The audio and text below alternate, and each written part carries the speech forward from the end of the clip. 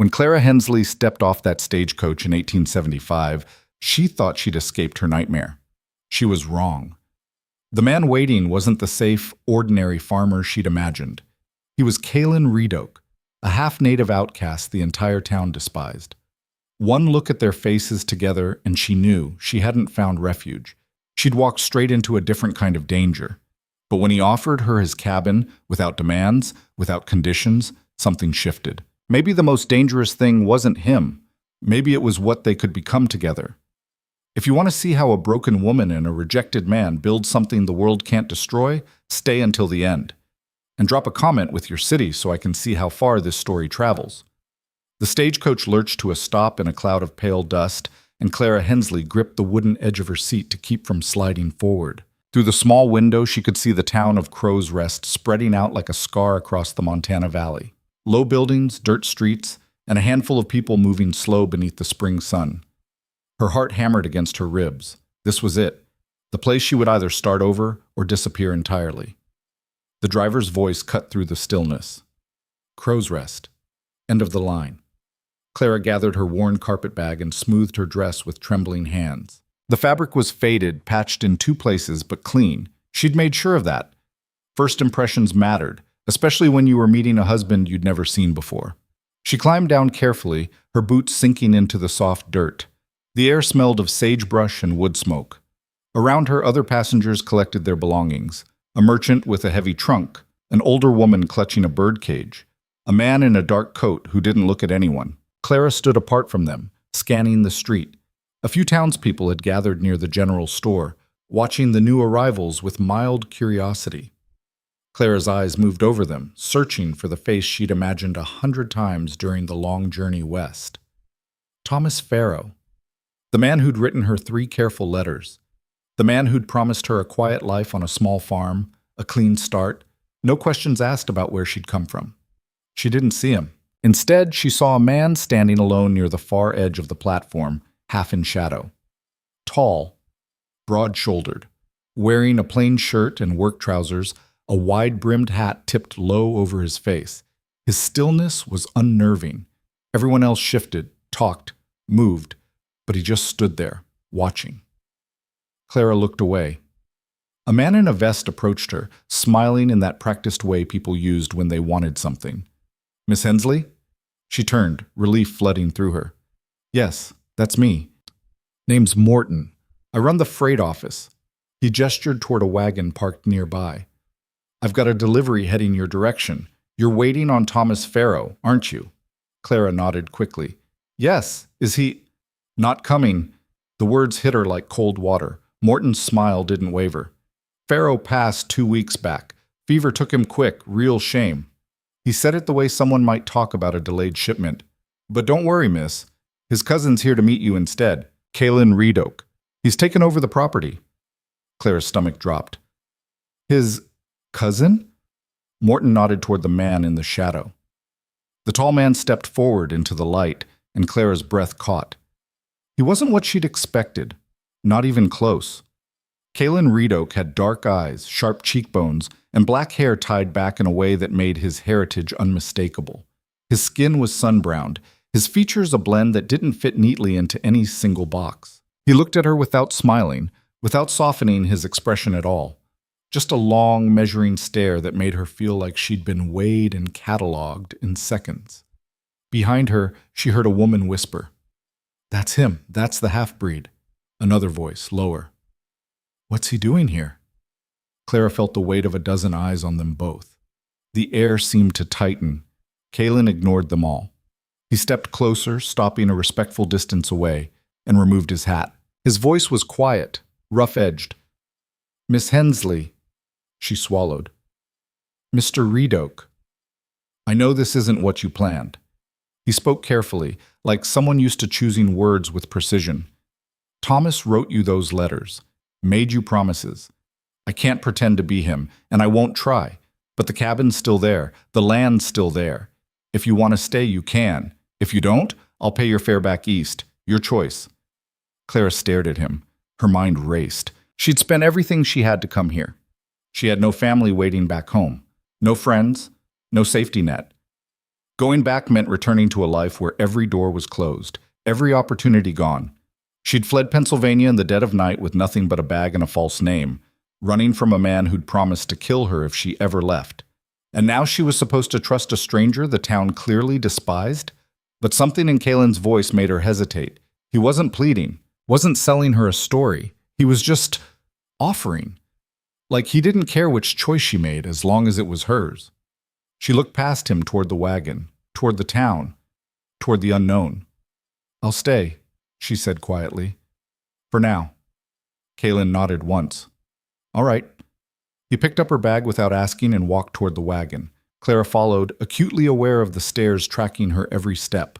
She climbed up onto the seat beside him, and he clicked his tongue to the horses. The wagon rolled forward, leaving Crow's Rest behind. They rode in silence for a long time. The valley stretched out around them. Wide open grassland dotted with cottonwoods and scraggly pines, the distant mountains rising like broken teeth against the sky. The road was rough, rutted from spring rains, and the wagon jolted over every stone. Clara held on to the edge of the seat, her mind spinning. Finally she spoke. "You didn't have to do this." Kaylin glanced at her. "Do what?" "Take me in. You don't know me." "Thomas knew you. That's enough." "But you're not Thomas." "No." His jaw tightened. "I'm not." Clara studied him from the corner of her eye. "The people in town, they don't like you." "No, they don't." "Why?" Kaylin was quiet for a moment. Then he said, "My mother was Salish. My father was a trapper from Ohio. Neither side wanted me, so I learned to stop wanting them back. Thomas was the only one who didn't care what I was. When he died, he left me the land. The town didn't like that either." Clara felt something twist in her chest. She knew what it was like to be unwanted, to be judged for things you couldn't control. "I'm sorry," she said. Kaylin shrugged. "Don't be. I'm still here." They reached the cabin an hour later. It sat in a clearing near a bend in the river, surrounded by pines and wild cow. The structure was simple. Logs chinked with mud, a stone chimney, a single door, 2 small windows. A shed stood nearby, and a rough corral held 2 horses. The place looked sturdy but lonely, like it had been waiting a long time for someone to care. Kaylin pulled the wagon to a stop and climbed down. He helped Clara down without a word, then carried her bag to the door. Inside, the cabin was dim and spare. A table, 2 chairs, a stove, a narrow bed in the corner, neatly made. Shelves lined one wall holding jars of preserves, a few books, and tools. Everything was clean, organized, functional. It smelled like wood smoke and leather. Kaylin set her bag down. "You can have the bed. I'll sleep in the loft." Clara looked around, her throat tight. "This is more than I expected." "It's not much. It's more than I had." Kaylin studied her for a moment, and something shifted in his expression, just a flicker of understanding. "You running from something?" Clara froze. Her pulse spiked. He raised a hand. "You don't have to tell me. I'm not asking. But if someone comes looking for you, I need to know." She exhaled slowly. "No one's coming. Not anymore." "Good." He moved toward the door, then paused. "There's food in the cellar, water from the pump outside. If you need anything, I'll be working the fence line. I won't bother you." "Wait." He turned. Clara met his eyes. "Why are you doing this?" Kaylin was silent for a long moment. Then he said, "Because Thomas would have wanted me to, and because I know what it's like to need a place no one else will give you." He left before she could respond. Clara stood alone in the cabin, her heart pounding. She walked to the window and watched him cross the yard toward the corral, his movements steady and unhurried. He didn't look back. She pressed her hand against the cool glass and let herself breathe. For the first time in months, she wasn't afraid. The first 3 days passed in careful silence. Clara kept to herself, moving through the cabin like a guest who didn't want to overstay. She cooked simple meals, swept the floors, washed her spare dress in the river. Kaylin worked from dawn until dusk, mending fences, chopping wood, tending the horses. They crossed paths only at meals, and even then, conversation was sparse. But Clara watched him. She noticed the way he moved, efficient, deliberate, never wasting energy. The way he spoke to the horses in a low, steady voice. The way he checked the latch on the door every night before climbing up to the loft. He wasn't trying to impress her, wasn't performing kindness for applause. He was just present, solid. On the fourth morning, Clara woke to the sound of hammering. She dressed quickly and stepped outside. Kalen was near the shed, building something, a frame maybe, or a small addition. His shirt was rolled up to his elbows, and sweat gleamed on his forearms. He didn't notice her at first. Clara walked closer. "What are you making?" He paused, hammer in hand. "Storage, for winter supplies. Can I help?" He looked at her, surprised. "You don't have to."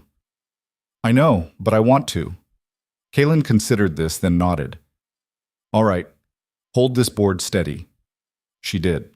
They worked side by side for the next 2 hours, and Clara found a strange comfort in the rhythm of it, the weight of the wood, the sound of the hammer, the simple clarity of building something with her hands. Kalen didn't talk much, but when he did, his instructions were clear and patient. When they finished, he stepped back and wiped his forehead.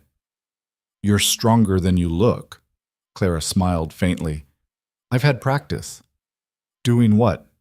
She hesitated. "Surviving." Kalen nodded slowly, like he understood exactly what she meant. That afternoon, a girl appeared at the edge of the clearing.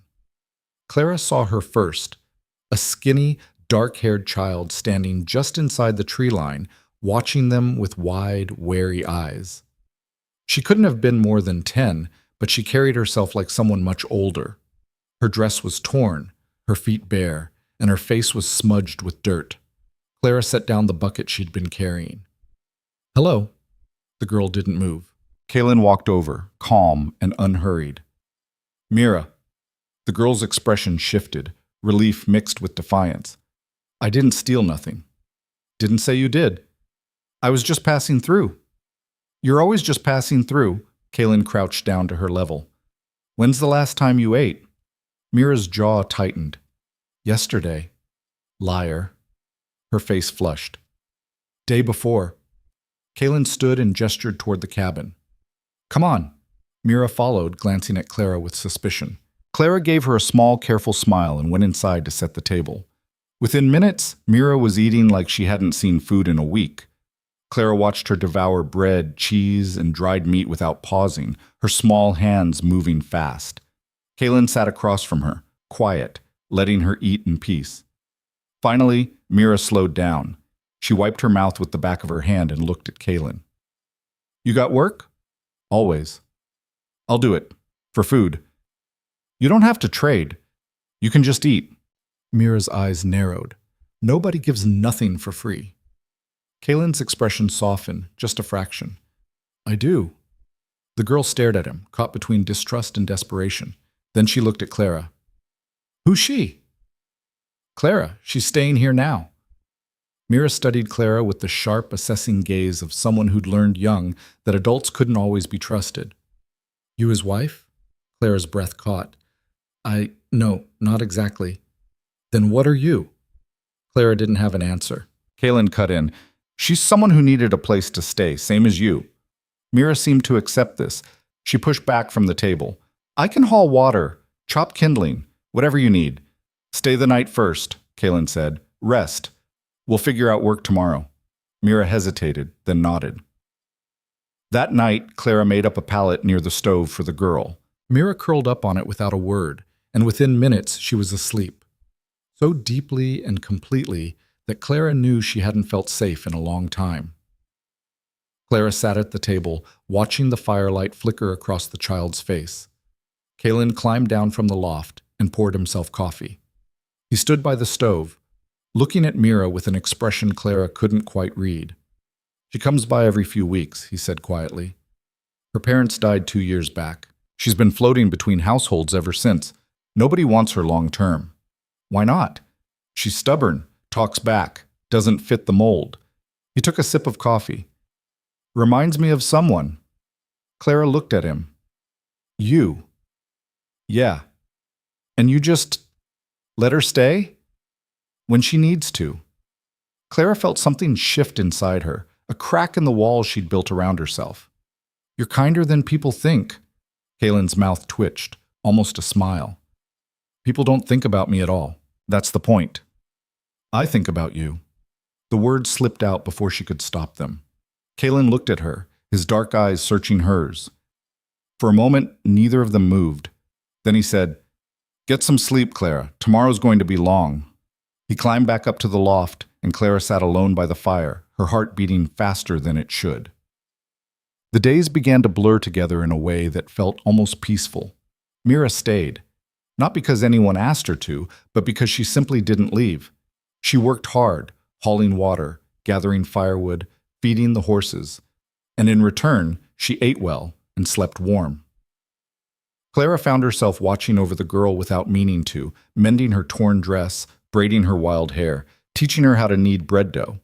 Kaylin noticed. One evening, after Mira had fallen asleep, he said, "You're good with her." Clara looked up from the mending in her lap.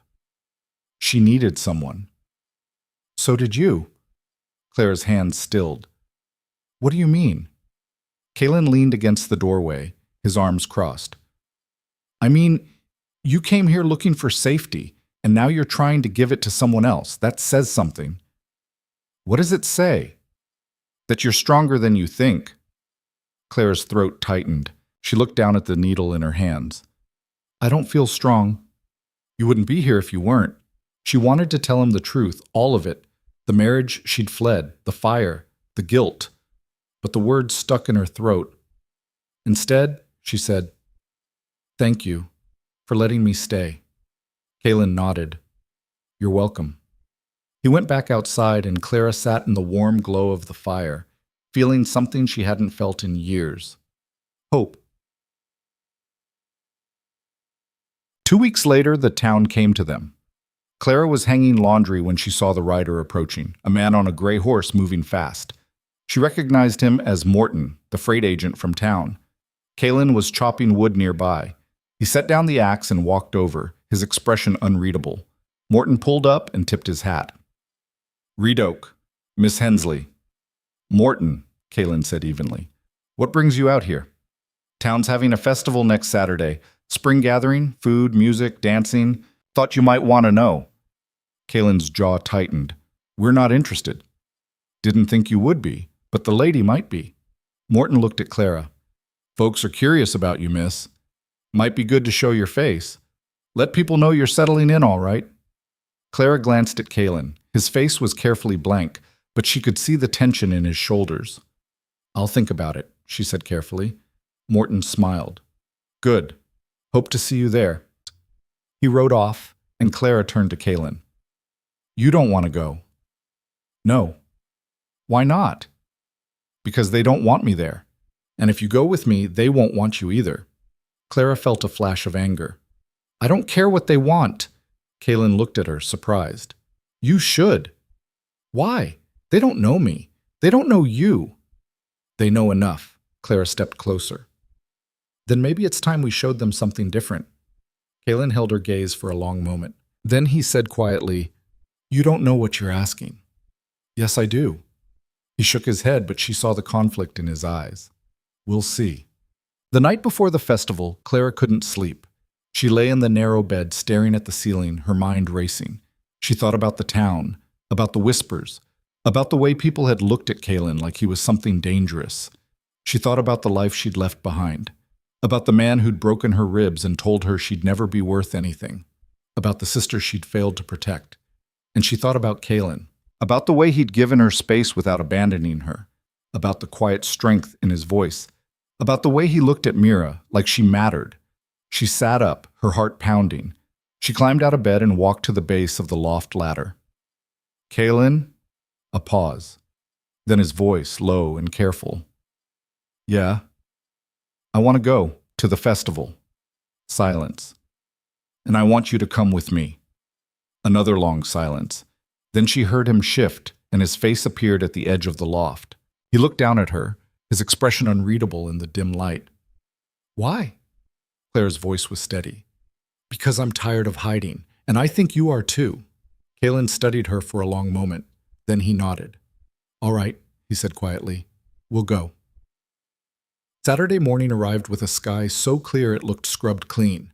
Clara woke early, her stomach tight with nerves. She dressed in her best outfit, the same faded dress she'd worn when she arrived, but she'd spent the previous evening letting out the hem and stitching new buttons from a tin Kaylin had found in Thomas's old belongings. It wasn't much, but it was hers, and it was clean. Mira sat at the table watching her with curious eyes. "You look scared." Clara paused, her hands smoothing the fabric. "I am. A little." "Why? It's just a festival." "It's not just a festival." Clara sat down beside her. "It's people. People who don't know me. People who might not want to." Mira tilted her head. "Like how they don't want Kaylin." "Yes, like that." The girl considered this. "But you're going anyway." "Yes, that's brave." Clara felt something warm bloom in her chest. "So are you, every day." Mira looked away, embarrassed, but Clara caught the small smile tugging at her lips. Kaylin came in from outside, his hair still damp from washing at the pump. He'd changed into a clean shirt, dark blue, worn but well kept, and he'd shaved. Clara stared at him for a moment, surprised by how different he looked. Not softer exactly, but more present, like he'd decided to stop hiding in plain sight. He caught her looking and raised an eyebrow. "What?" "Nothing. You look nice." His mouth twitched. "Don't sound so surprised." Mira snorted. "She thought you were going to show up in your work clothes." "I considered it." Clara stood, brushing off her skirt. "Are you ready?" Kaylin looked at her for a long moment, something unreadable passing across his face. Then he nodded, "As I'll ever be." They left Mira at the cabin with strict instructions to stay close, keep the rifle nearby, and not open the door for anyone. The girl rolled her eyes but agreed, and Clara suspected she was secretly relieved not to face the town herself. The ride into Crow's Rest felt longer than it should have. The wagon rattled over the uneven road, and Clara's hands gripped the edge of the seat so tightly her knuckles went white. Kaylin said nothing, but she could feel the tension radiating off him like heat from a stove. When they reached the edge of town, Clara's breath caught. The main street had been transformed. Colorful ribbons hung between buildings. Tables laden with food lined the walkways, and a makeshift stage had been erected near the general store. People milled everywhere, families with children, young couples, older folks seated in chairs beneath the shade of awnings. Music drifted through the air, a fiddle and a guitar playing something bright and cheerful. It looked like hope, like community, like everything Clara had never had. Kaylin pulled the wagon to a stop near the edge of the gathering and climbed down. He didn't offer Clara his hand this time. He just stood there, waiting, his face carefully neutral. Clara climbed down on her own and smoothed her dress. "It's beautiful."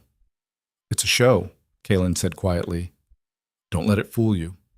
Before she could respond, a woman approached them. She was middle-aged, round-faced, with graying hair pulled back in a tight bun. Her smile was polite but thin. "Mr. Ridoak. Miss Hensley. How nice of you to come." Kaylin nodded once. "Mrs. Talbot. I don't believe we've had the pleasure." The woman turned to Clara, her eyes sweeping over her dress, her hair, her posture. "You're the young lady who arrived a few weeks back. From the East, I understand." "Yes, ma'am. Pennsylvania." "And you're staying with Mr. Ridoak now?" The way she said it made Clara's spine stiffen.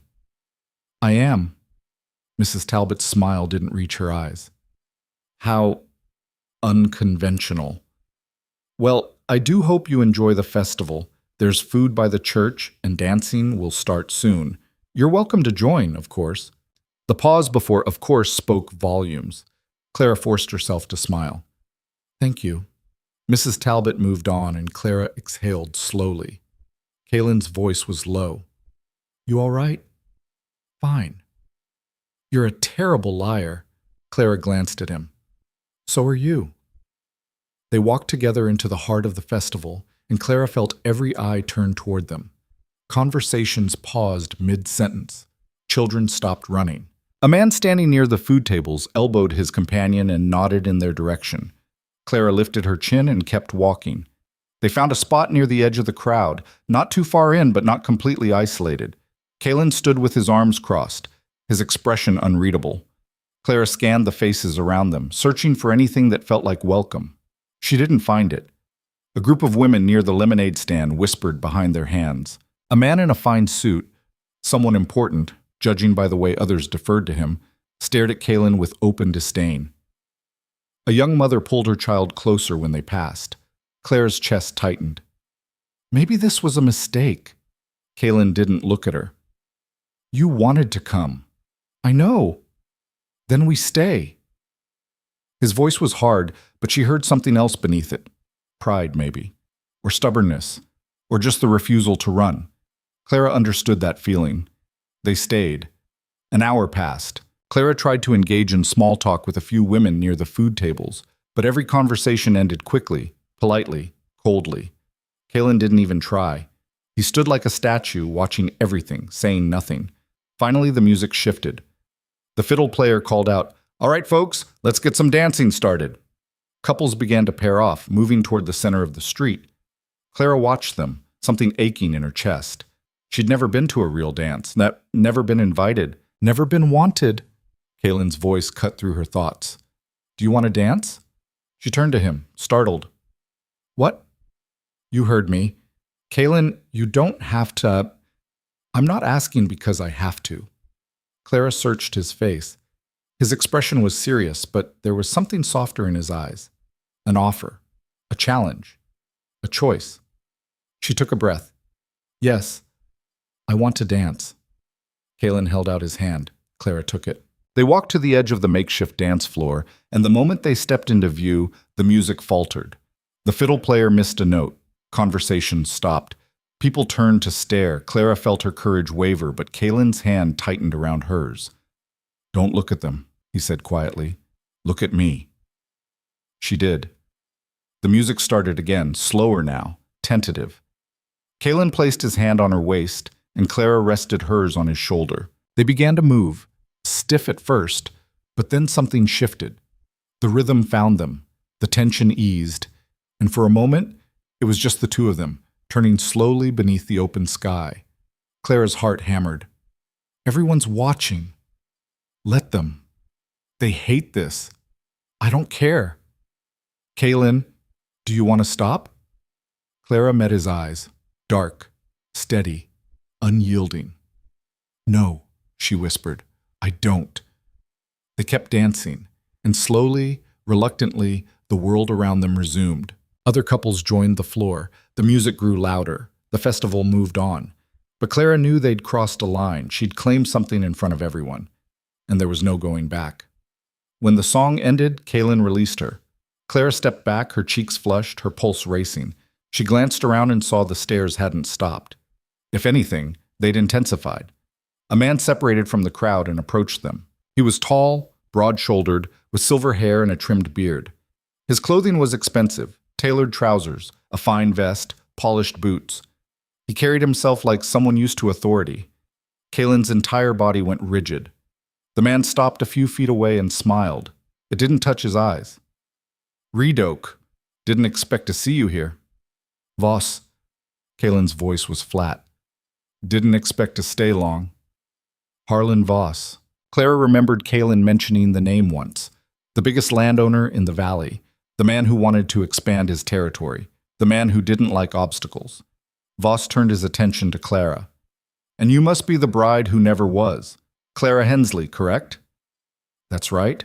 Shame about Thomas. He was a decent man, quiet, kept to himself. Voss's smile sharpened. Unlike some. Kaylin didn't rise to the bait. If you've got something to say it. Voss chuckled. Just making conversation. Though I am curious, what's a woman like you doing out here with a man like him? Clara's temper flared. A man like him? You know what I mean. No, I don't. Why don't you explain it to me? Voss's smile faded. Careful, miss. You don't know the situation here. Then enlighten me. The air between them crackled. People nearby had stopped talking, listening openly now. Voss's eyes narrowed. Redok's got a claim on land I need, land that should have been sold off years ago. But he's stubborn, won't listen to reason, won't accept a fair offer, just squats there like he owns the valley. I do own it, Kaylin said coldly. Thomas left it to me, legal and clear. Legal maybe, but not right. Voss stepped closer. You don't belong here, Reed Oak. You never did. And dragging this woman into your mess won't change that. Clara moved before she could think. She stepped between them, her voice sharp and clear. I'm not being dragged anywhere. I'm here because I choose to be, and if you've got a problem with that, Mr. Voss, then you've got a problem with me. The silence that followed was absolute. Voss stared at her, his expression shifting from surprise to something darker. You're making a mistake. That's my decision to make. You'll regret it. I've regretted plenty of things in my life. This won't be one of them. Voss's jaw tightened. He glanced at Kaelin, then back at Clara. We'll see. He turned and walked away, and the crowd parted for him like water. Clara's hands were shaking. She clenched them into fists to stop the trembling. Kaelin's voice was low and rough. You didn't have to do that. Yes, I did. You just made an enemy. Good. I'd rather have honest enemies than false friends. Kaelin looked at her for a long moment, something shifting in his face. You really mean that? Every word. He exhaled slowly. Let's go home. Clara nodded.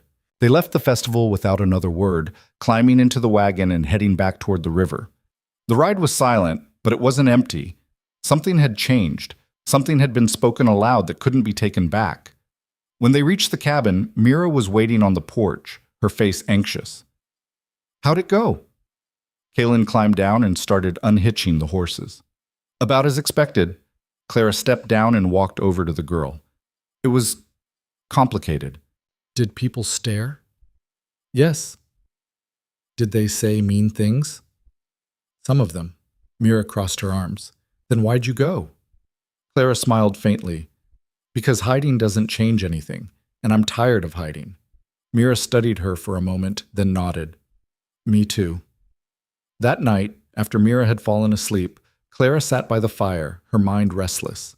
She kept replaying the confrontation with Voss, the weight of his threat, the way the town had watched them like they were something shameful. Kaelin came down from the loft and poured himself coffee.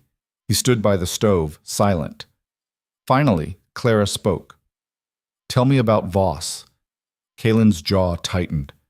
What do you want to know? Everything. If I'm going to be part of this, I need to understand what I'm up against. Kaelin was quiet for a long moment. Then he sat down across from her. Harlan Voss owns half the valley. He's been buying up land for years, sometimes fair, sometimes not. He wants to build a cattle empire, and he doesn't care who he has to push out to do it. Thomas's land, my land, sits right in the middle of his expansion plans. He's been trying to get me to sell since the day Thomas died. But you won't. No.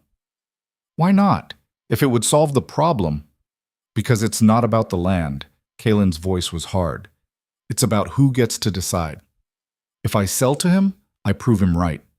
I prove that people like me don't get to stay, don't get to own, don't get to belong. And I won't give him that. Clara understood. It wasn't stubbornness, it was survival. What will he do? She asked quietly. He'll keep pushing. He'll turn the town against me.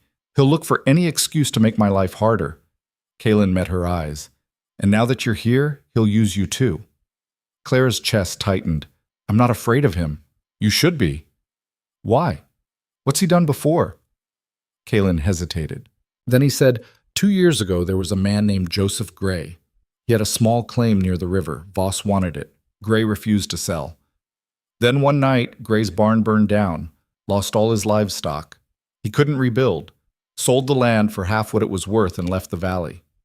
Clara's blood ran cold. You think Voss did it? I know he did.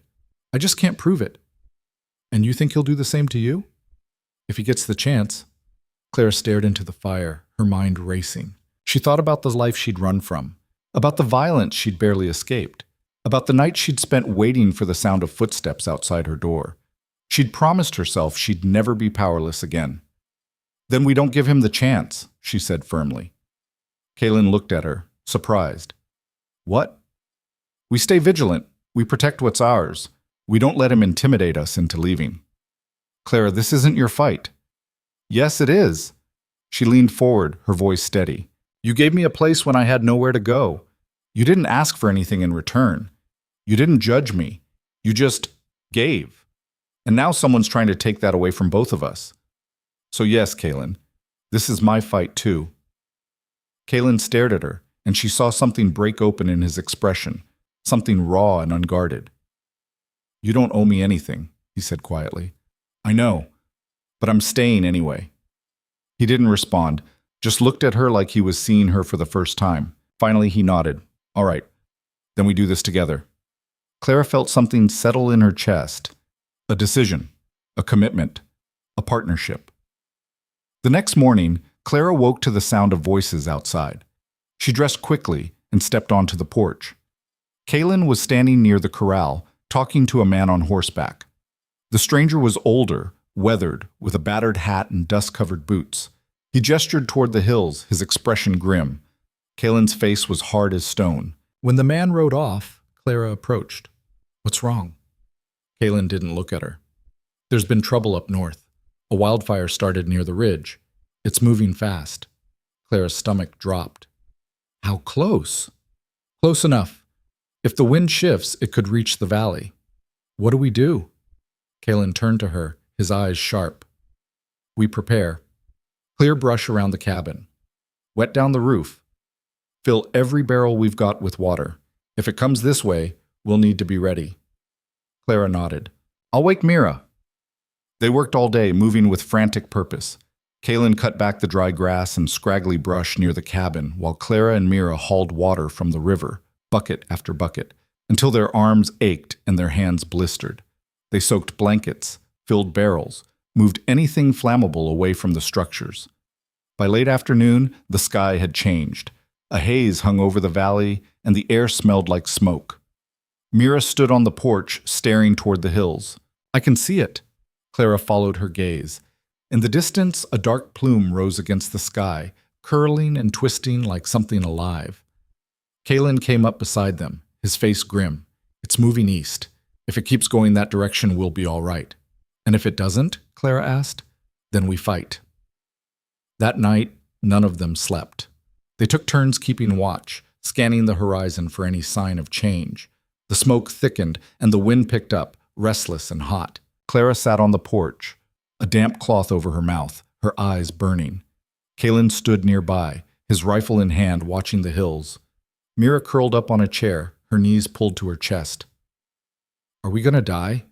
Kaylin's voice was steady. No. How do you know? Because I won't let it happen. The girl looked at him, and Clara saw the faith in her eyes, absolute and unquestioning. Clara felt the same pull, the same irrational trust in this man who had promised her nothing and given her everything.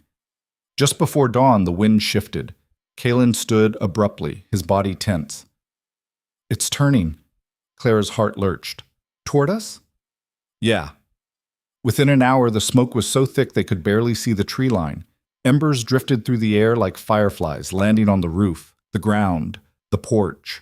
Kaylin and Clara moved in tandem, beating out sparks, dousing flames before they could spread. Mira stayed close, following orders without question, fetching water, watching for new fires, calling out when she saw danger. The heat grew unbearable. The world turned orange and red and black. Clara's lungs burned. Her eyes streamed. But she didn't stop, and then she heard it, the crack of a tree falling, close, too close. She turned and saw flames racing down the hillside, devouring everything in their path. Kaylin's voice cut through the roar. Get to the river, now! Clara grabbed Mira's hand and ran. They stumbled through the smoke, coughing, choking, half blind. The river appeared like a miracle, cool, clear, salvation. They waded in up to their waists, and Clara pulled Mira close, sheltering her with her body. Kaylin was still on the bank, beating back flames that had reached the corral. The horses screamed, wild with fear. Kaylin, Clara shouted, leave them! Get in the water! He didn't listen. He cut the corral fence and drove the horses toward the river, then turned back to the cabin. Kaylin, no! He disappeared into the smoke. Clara's heart stopped. She started to move toward the bank, but Mira grabbed her arm. Don't! You can't! He's going to die! He knows what he's doing! Clara stood frozen, torn between terror and trust. And then Kaylin emerged, carrying something wrapped in a blanket. He stumbled to the river and dropped down beside them, gasping for breath. Clara grabbed him. What were you thinking? He coughed, his face black with soot. Couldn't let it all burn. He unwrapped the blanket. Inside were Thomas's books, a tin of photographs, Mira's spare dress, the things that mattered. Clara's throat closed up. She didn't have words. They stayed in the river until the fire passed, watching their world burn and hoping something would survive. When the smoke finally cleared, they climbed out, dripping and exhausted. The cabin still stood, scorched, damaged, but standing. The shed was gone. Half the corral fence was ash. The land around them looked like a graveyard. But they were alive. Kalen sank down on the riverbank, his head in his hands. Clara sat beside him, close enough that their shoulders touched. Mira curled up between them, shivering despite the heat. And for a long time, none of them spoke. Finally, Clara whispered, "We made it." Kalen lifted his head and looked at the ruined landscape, then at the cabin, then at her. "Yeah," he said quietly. "We did." And in that moment, Clara realized something she hadn't let herself believe before. This wasn't temporary. This wasn't charity. This wasn't a place she was borrowing until something better came along. This was home, and she would fight for it. The days after the fire moved like a slow river, heavy, relentless, impossible to stop. Clara woke each morning to the smell of ash, the blackened earth stretching out in all directions like a wound that refused to heal. They'd survived, but survival wasn't the same as recovery. Kalen worked from dawn until his hands bled, rebuilding what could be saved, clearing what couldn't. The shed was a total loss, nothing left but charred timber and twisted metal. The corral fence needed to be rebuilt from scratch, and the land itself, acres of scorched grass, dead brush, trees reduced to skeletal remains, would take seasons to come back if it came back at all. Clara threw herself into the work with the same fierce determination. She hauled debris, scraped soot from the cabin walls, replanted the small vegetable garden that had been reduced to ash. Her hands blistered and her back ached, but she didn't stop. Stopping meant thinking, and thinking meant facing the truth she wasn't ready to name yet. Mira moved between them like a shadow, fetching tools, bringing water, working without complaint. The girl had changed since the fire. She spoke less, watched more, and stayed closer to the cabin than before. Clara caught her sometimes staring at the burned hillside, her small face unreadable. One evening, Clara found her sitting on the porch steps, arms wrapped around her knees. Clara sat down beside her. "You all right?" Mira shrugged. "I've seen worse." "That doesn't mean this wasn't bad." The girl was quiet for a moment. Then she said, "I thought we were going to die." Clara's throat tightened. "So did I. But Kalen said we wouldn't." "He did. And he was right." Mira looked at her, something fierce in her eyes. "He's always right about that stuff, about staying safe, about knowing what to do." Clara heard what the girl wasn't saying. She'd lost her parents, lost her home, been passed around like an inconvenience. And now she'd found people who didn't just tolerate her, they protected her, fought for her, kept her alive. Clara reached over and squeezed her hand. "We're not going anywhere, Mira. This is home now, for all of us." Mira blinked hard and looked away, but her fingers tightened around Clara's. That night, after Mira had fallen asleep, Clara stepped outside for air. The sky was clear, stars scattered like salt across black cloth. The air still carried the faint bitterness of smoke, but beneath it she could smell pine and river water and earth. Kalen was down by the water, standing alone in the moonlight. Clara hesitated, then walked over to him. He didn't turn. "Can't sleep?" "Not really. You?" "Haven't been sleeping much." Clara stood beside him, close enough that their arms nearly touched. The river moved past them, dark and steady. "You've been working too hard. There's too much to do. You can't rebuild everything in a week." "I can try." Clara looked at his profile, the hard line of his jaw, the shadows under his eyes, the tension that never seemed to leave his shoulders. "You don't have to do this alone." "I'm not alone. You're here. I mean, you don't have to carry everything yourself. You can ask for help. You can let someone else take some of the weight." Kalen was quiet for a long moment. Then he said, "I'm not good at that." "I know. I've been on my own most of my life. Even when Thomas was around, I was still separate. It's easier that way. Safer. Safer for who? He glanced at her. For everyone. Clara shook her head. That's not true. You're not dangerous, Kaylin. You're just careful, and there's a difference. People don't see it that way. I see it that way. Kaylin held her gaze, and something shifted in his expression. Why are you still here, Clara? The question caught her off guard. What? You could leave. Go back east. Find somewhere easier. Somewhere you don't have to fight fires and face down angry ranchers and deal with a town that hates you just for standing next to me. So why are you still here? Clara's heart beat faster. She thought about lying, deflecting, protecting herself the way she'd learned to do. But she was tired of hiding. Because I don't want to be anywhere else, she said quietly. Because for the first time in my life, I feel like I matter. Not because of what I can do for someone else, or how well I can stay quiet and invisible, but just because I'm here. Because you see me, Kaylin. Really see me. And I see you. And that's worth fighting for. Kaylin's breath caught. He turned to face her fully, and in the moonlight she could see the raw vulnerability in his eyes. You do matter. More than you know. Clara's throat tightened. So do you. They stood there, the river moving past them, the night holding them close. And then Kaylin reached out and took her hand.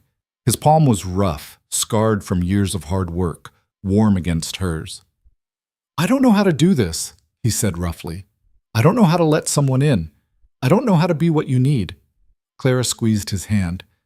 I don't need you to be anything except honest. That's all I've ever wanted. Someone who tells me the truth, even when it's hard. Someone who doesn't pretend. I can do that. Then that's enough. Kaylin pulled her closer, slowly, giving her time to pull away. She didn't. She stepped into his arms, and he wrapped them around her, holding her like she was something precious he was afraid to break. Clara pressed her face against his chest and let herself breathe. Let herself feel. Let herself believe that maybe, just maybe, she'd found something worth keeping. They stood like that for a long time, and when they finally pulled apart, something had changed between them. Not spoken, not promised, but understood. They were building something together, and neither of them was willing to let it go. The next morning, a rider came from town. Clara saw him first, a young man on a chestnut horse moving fast. She called for Callan, and he emerged from the shed, his expression instantly wary. The rider pulled up and dismounted. He looked nervous. Mr. Reedoke. Miss Hensley. What is it? Kaylin's voice was flat. There's a meeting tonight at the town hall about the fire. Mr. Voss is calling it. He wants everyone there. Clara's stomach dropped. Why? The young man shifted uncomfortably. He says there's questions that need answering, about how it started, about who's responsible. Kaylin's jaw tightened. And he thinks I'm responsible. I didn't say that. You didn't have to. Kaylin's voice was cold. Tell Voss I'll be there. The rider nodded quickly and mounted up, clearly relieved to leave. Clara waited until he was gone, then turned to Kaylin. This is a setup. I know. He's going to blame you. He's going to use the fire as an excuse to turn the whole town against you. Probably. So we don't go. We stay here. We don't give him the satisfaction. Kaylin shook his head. If I don't show up, he wins by default. People will believe whatever he tells them. At least if I'm there, I can defend myself. And what if they don't listen? What if they've already made up their minds? Then I'll know where I stand. Kaylin met her eyes. I'm not running, Clara. Not from him. Not from anyone. Clara wanted to argue, wanted to protect him. But she understood what he was saying. Running meant losing, and Kaylin had lost enough. Then I'm coming with you, she said firmly. You don't have to. Yes, I do. We're in this together, remember? Kaylin studied her for a moment, then nodded. All right, together. That evening, they rode into Crow's Rest as the sun set, painting the sky in shades of orange and red that felt too much like fire.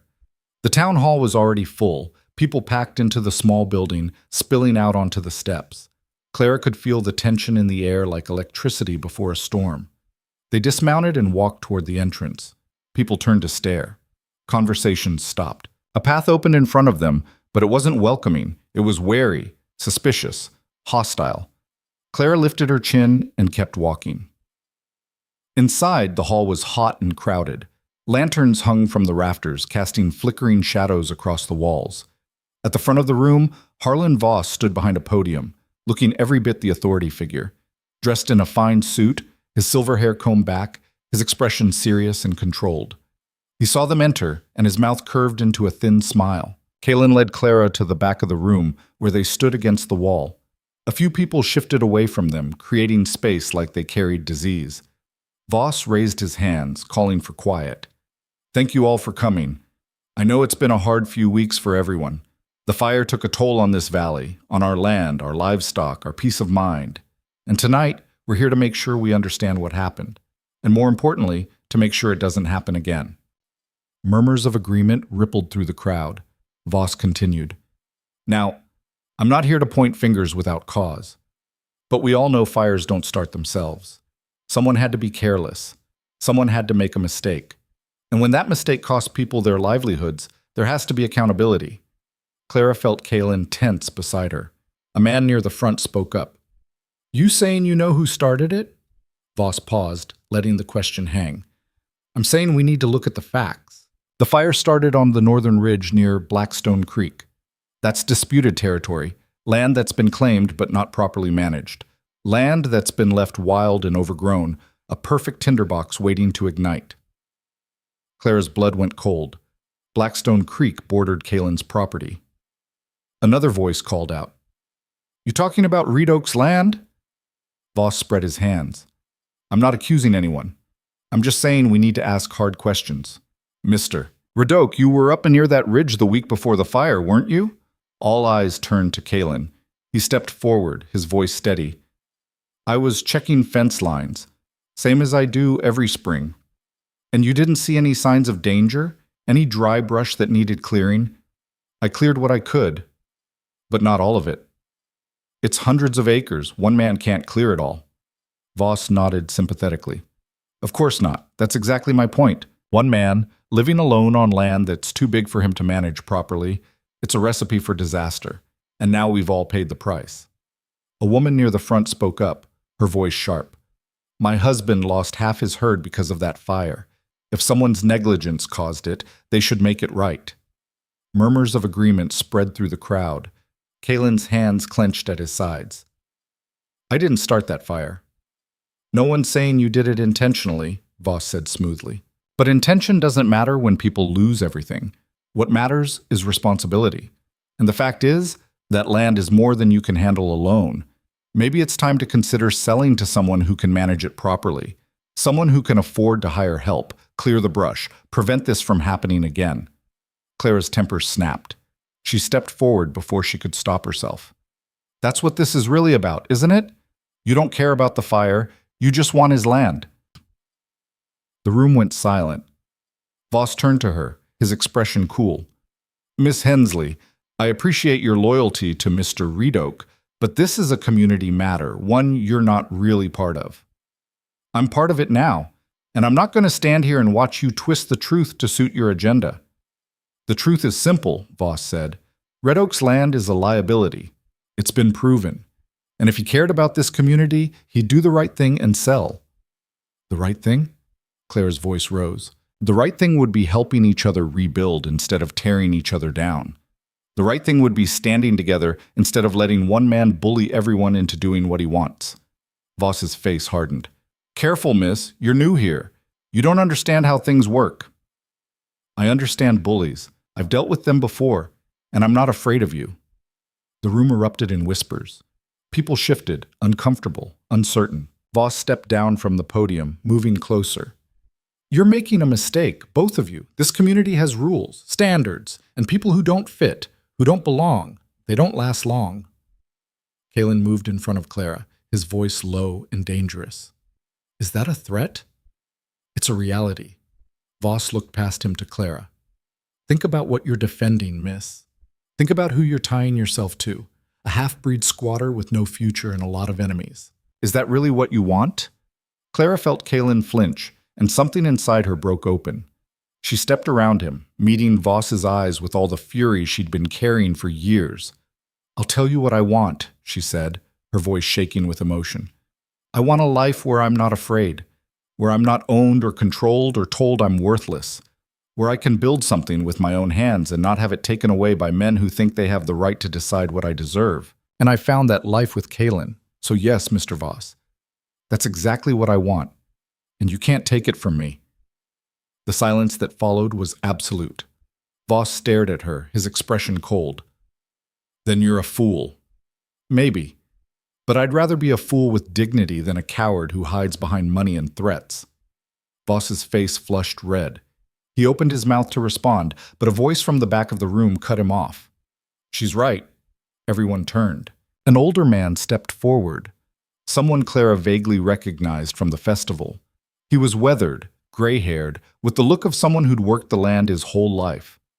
"Tom Fletcher," he said, addressing the room. "I've lived in this valley 40 years, and I've seen Harlan Voss buy out or drive out half a dozen families in that time. Always with a good reason, always with the community's best interest at heart. But somehow, he always ends up with more land, and we end up with less choice." Murmurs spread through the crowd again, but this time they were different, uncertain, questioning. Fletcher continued. "I don't know who started that fire. Could have been lightning, could have been a careless traveler, could have been a lot of things. But I do know Kalen Reedoke's been working that land for 2 years, and I've never seen him be anything but careful and respectful. And I know this woman's got more courage than most of us, standing up here and saying what needs to be said." Another voice joined in. "Fletcher's right. Voss has been pushing for that land since Thomas died. This feels convenient." Voss's expression darkened. "You're out of line." "No," Fletcher said firmly. "You are. You called this meeting to assign blame, but all you've done is show your hand. And I, for one, am done playing your game." He walked out. For a moment, no one moved. Then another person stood, and another. Slowly, people began to leave, trickling out of the hall in ones and twos until the room was half empty. Voss stood rigid, his face a mask of controlled fury. He looked at Kaylin and Clara with pure hatred. "This isn't over." Kaylin's voice was quiet and hard. "Yes, it is. You've lost." "Not yet." Voss's smile was cold. "Not even close." He turned and walked out, and the remaining people scattered quickly after him. Clara's legs felt weak. She leaned against the wall, her heart pounding. Kaylin touched her arm gently. "You all right?" She nodded, unable to speak. "You didn't have to do that." Clara looked up at him. "Yes, I did. And I meant every word." Kaylin's expression softened. "I know you did. That's what scares me." "Why?" "Because you just made yourself a target, and I don't know if I can protect you from what's coming." Clara straightened, finding her voice again. "I don't need you to protect me. I need you to stand with me. That's all I've ever needed." Kaylin searched her face, and then he did something Clara didn't expect. He cupped her cheek with his rough, scarred hand and leaned down, pressing his forehead against hers. "Then that's what I'll do," he whispered. "Whatever comes. We face it together." Clara closed her eyes and let herself feel the weight of his promise. They stayed like that for a long moment, and when they finally pulled apart, the hall was empty except for them. They walked out into the cool night air, and Clara felt something settle in her chest. Not peace exactly, but certainty. She'd crossed a line tonight that couldn't be uncrossed. She'd claimed her place beside Kaylin in front of everyone, and there was no going back. And she didn't want to. They rode home in silence, the stars bright overhead. When they reached this cabin, Mira was waiting on the porch, her face anxious. "What happened?" Kaylin dismounted and helped Clara down. "Voss tried to blame me for the fire. Clara set him straight." Mira's eyes went wide. "Really?" Clara smiled tiredly. "Really? What'd you say?" "The truth. That he's a bully, and I'm not afraid of him." Mira grinned. "I wish I could have seen that." "It was something," Kaylin said quietly, and there was pride in his voice. That night, after Mira had gone to sleep, Clara sat outside on the porch steps, watching the river. Her hands were still shaking from the adrenaline, her mind replaying the confrontation over and over. Kaylin came out and sat beside her. "You should rest." "I'm too wired." "I know the feeling." They sat in comfortable silence for a while. Then Clara said, "What do you think he'll do next?" "I don't know, but it won't be anything good." "Are you scared?" Kaylin considered the question. Yeah, but not of him. I'm scared of losing this, losing you, losing Mira, losing the first real home I've ever had. Clara turned to him. You won't lose me. I'm not going anywhere.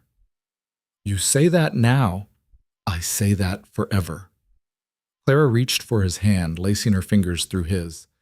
I don't know what's going to happen, Kaylin. I don't know if Voss will come after us again, or if the town will turn on us, or if we'll face another fire or flood or whatever else this land throws at us. But I know I want to face it with you, not because I have to, because I choose to. Kaylin stared at her, and she saw his defenses crumble.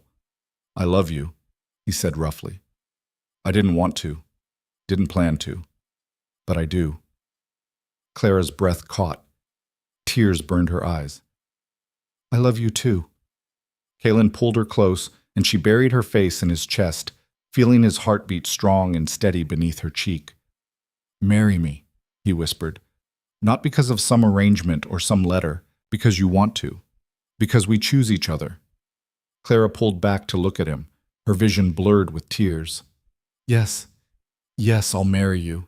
Kaylin kissed her then, softly at first, then deeper, like he was trying to memorize the feel of her. Clara kissed him back, pouring everything she couldn't say into that single moment. When they finally broke apart, they were both breathless. Kaylin rested his forehead against hers. I don't have much to offer you, just this land, this cabin, this life. That's everything, Clara whispered. That's more than I ever thought I'd have. Then it's yours. All of it. They sat together under the stars, holding each other, planning a future they'd fight to keep. And for the first time since she'd arrived in this wild, harsh valley, Clara felt something she'd almost forgotten how to feel. Home. They were married 3 days later beneath the cottonwood trees by the river. Kaylin had planted those trees the first year Thomas gave him the land, small saplings that had grown tall and strong in the years since. Their branches spread wide, creating a canopy of leaves that rustled in the morning breeze, and beneath them Clara stood in a simple dress she'd sewn from fabric Kaylin had bought in town, pale blue cotton that made her eyes look like the sky. Mira had woven wildflowers into Clara's hair that morning, her small fingers careful and precise. The girl had been unusually quiet during the preparation, watching Clara with an expression that shifted between joy and something else. Fear, maybe, that this happiness wouldn't last. Clara had pulled her close. You're part of this too, you know. This isn't just about me and Kaylin. It's about all of us. A family. Mira had blinked hard and nodded, not trusting her voice. Now the girl stood beside them in her cleanest dress, the one Clara had mended and let out at the seams, holding a small bouquet of purple sage and yellow prairie flowers. Tom Fletcher was there too, the old rancher who'd spoken up at the town meeting, standing witness because Kaylin had asked him and he'd agreed without hesitation. There was no preacher, no formal ceremony. Just Kaylin and Clara facing each other in the dappled sunlight, the river moving steadily behind them, speaking words they'd written themselves the night before. Kaylin spoke first, his voice rough but clear. I never thought I'd have this. Someone who chose me. Someone who stayed when leaving would have been easier. You came here looking for safety, and I can't promise you'll always have it, but I can promise I'll fight for you every day. I'll stand beside you. I'll build a life with you. And I'll never make you feel like you're less than everything you are. Clara's throat was tight, tears blurring her vision. She took his hands in hers, feeling the calluses, the strength, the steadiness that had become her anchor. I came here running from something, she said quietly, but I'm staying because I'm running toward something better, toward you, toward the life we're building. I can't promise I won't be scared sometimes, or that I'll always know what to do, but I promise I'll be honest, I'll be loyal, and I'll love you with everything I have, for as long as I have it to give. Kaylin's eyes were bright, and Clara saw him swallow hard. Tom Fletcher cleared his throat. Well, I'm no official, but I've seen enough marriages to know when something's real, and this is real. So by the authority of common sense and basic human decency, I'd say you're married. Take care of each other. Kaylin smiled, a rare, genuine smile that transformed his entire face, and pulled Clara close. He kissed her softly, reverently, like she was something precious he still couldn't quite believe was his. Mira cheered, her voice high and bright, and even Fletcher chuckled. When they pulled apart, Clara was laughing and crying at the same time, her heart so full it ached. Kaylin looked down at Mira. "You're family now. Official. You know that, right?" The girl's face crumpled. She threw her arms around his waist, burying her face in his shirt, and Kaylin held her close, one hand gentle on her dark hair. Clara joined them, wrapping her arms around both of them, and they stood like that beneath the cottonwoods. Three people who'd been broken and discarded, now bound together by choice and love and sheer stubborn will. Fletcher watched them with something like approval in his weathered face. "You've got something good here. Don't let anyone take it from you." Kaylin met his eyes. "We won't." They shared a simple meal after. Bread Clara had baked, cheese and smoked meat from Fletcher's own stores, fresh water from the river. Mira picked more wildflowers and scattered them across the table, and Clara thought it was the most beautiful celebration she'd ever seen. When Fletcher finally rode off with a wave and a promise to visit soon, Clara stood in the yard watching the dust settle, Kaylin's arm around her shoulders, Mira leaning against her side. "We did it," Clara said softly. "Yeah," Kaylin agreed, "we did." That night, after Mira had fallen asleep by the fire, Kaylin led Clara outside to the river's edge. The moon was nearly full, turning the water silver, and the air was cool and clean. He pulled her close, and they swayed slowly to music only they could hear. "I didn't think this was possible," Kaylin murmured against her hair. "Having this. Having you." Clara rested her head on his chest. "I know. I didn't either. I want to make you happy. You already do. I mean really happy, the kind that lasts." Clara pulled back to look at him. "Then keep being exactly who you are. That's all I need." Kaylin cupped her face in his hands and kissed her, slow and deep, and Clara felt it all the way to her bones, the promise, the commitment, the fierce devotion that had replaced the loneliness they'd both carried for so long. When they finally returned to the cabin, hand in hand, Clara felt like she was walking into the future instead of just through a door. The next week passed in a haze of work and contentment. They fell into new rhythms, waking together, working side by side, sharing meals with Mira, falling asleep with Kaylin's arms wrapped around her. Clara had never known marriage could feel like this, like partnership instead of ownership, like freedom instead of a cage. She told him pieces of her past, careful at first, then more freely as she realized he never judged her. She told him about her first husband, a merchant's son who'd seemed charming until the wedding, then turned cruel, about the bruises she'd hidden, the apologies she'd made for things that weren't her fault, the nights she'd lain awake planning her escape. She told him about her younger sister, sweet and trusting, who'd believed their father when he said the marriage would protect them both, about the fire that had started in the merchant's house, the one Clara had fled from, the one her sister hadn't escaped, about the guilt that still woke her sometimes in the dark. Kaylin listened to all of it, his face grave, his hand never leaving hers. When she finished, he said quietly, "You didn't kill her. He did. And you survived. That's not something to feel guilty about. But I left her. You tried to save her. You went back in. You told me that part. She wouldn't come with you." Claire's voice broke. "I should have made her. You can't force someone to save themselves." Kaylin pulled her close. "You did what you could, and you've been punishing yourself for it ever since. But Clara, you were a victim too, and you got out. That takes more strength than most people will ever have." Clara cried then, deep wrenching sobs she'd held back for years, and Kaylin held her through all of it, steady and unshakable. When she finally quieted, exhausted and raw, he said, "You're safe now, and you're not alone, and nobody's ever going to hurt you like that again. I swear it." Clara believed him. She told him about the nights she'd spent hiding in barns and abandoned houses during her journey west, about the fake name she'd used until she felt safe enough to use her real one, about the terror that someone would recognize her and send her back. Kaylin told her his own stories in return, about his mother, who died when he was 8, cast out by her tribe for marrying a white man, about his father, who tried but never quite knew what to do with a son who didn't fit anywhere, about the years he'd spent drifting, working for men who paid him less and expected more because of what he was, about Thomas, the only person who'd ever looked at him and seen something worth investing in, who'd given him land and trust and a chance to build something real. "He saved my life," Kaylin said simply. Not just by giving me this place, by giving me a reason to stay. And now you've done the same thing." Clara kissed him, pouring all her gratitude and love into it, and they held each other until the world outside felt very far away. But the world had a way of pushing back in. 2 weeks after the wedding, Clara was working in the garden when she heard hoofbeats.